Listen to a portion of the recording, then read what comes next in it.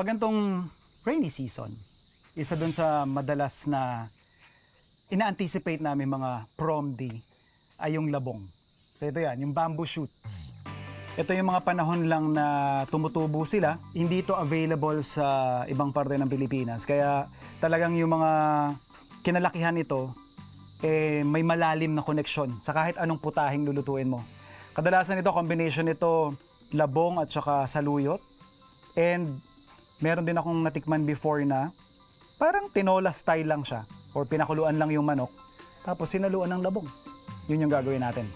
We have to remember when we're preparing labong is kailangan itong ma-blanch ng ilang beses. Meron itong toxins na pag hindi mo na prepare ng maayos, might actually have some impact doon sa kakain. So, kakat lang natin ito. Itong medyo matitigas na part, ipe-prepare ko to ng, kadalasan to naka-julienne. Pag bibili ka nito sa palengke ng nakagayat na, naka-strips na ito. For those na hindi pa nakakatikim ng labong, ang lasa nito nasa medyo may pakla ng kaunti. But what you really want with this ingredient is yung bite niya, na kahit palambutin mo siya, meron at meron siyang crispness na ibibigay sa'yo. Yung ating pot dito kumukulo na yung tubig. Lagay lang natin.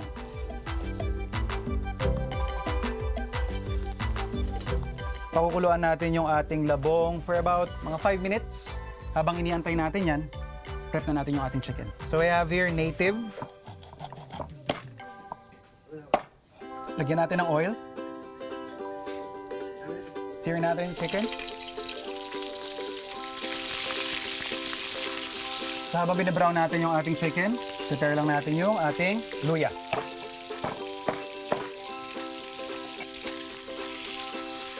Then yung ating sibuyas.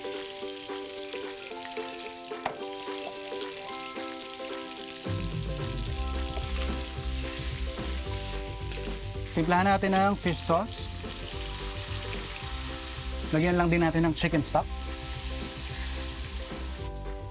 So habang pinalalambot natin yung ating manok, balik tayo doon sa ating labong.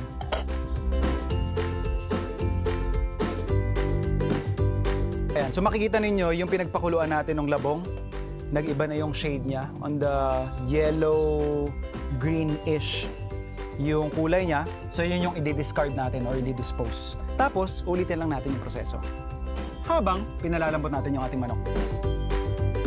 Typically, pag pangalawa na, pwede nyo nang tikman. May kaunti pang pakla. I think ito na yung last natin na babanlian siya. So Food Explorers, kung meron kayong ibang technique kung paano maalis yung toxic nga na parte ng ating labong, share with us. Para matuto tayo, baka may mas mabilis pa kayong style or technique para mas mapadali yung proseso. Yung ating manok naman, ayun, kumakalas na. Pwede na, saktong-sakto pagkatapos natin dito, pwede na nating irekta doon sa ating pinakukuluang manok.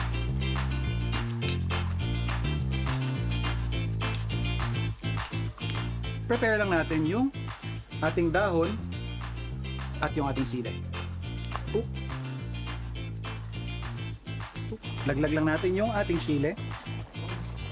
You guys have the option to reduce this kung gusto nyo siyang iserve ng parang masarsa lang yung feel. Pero ako, dahil sa panahon, masarap yung may hihigupin. Kaya, lagyan na natin yung dahon ng sili. At, pwede na tayo mag-serve.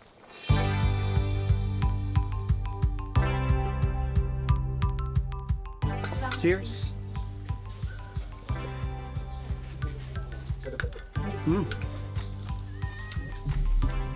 Hindi na mapait, no? Ang mapait mo kanina?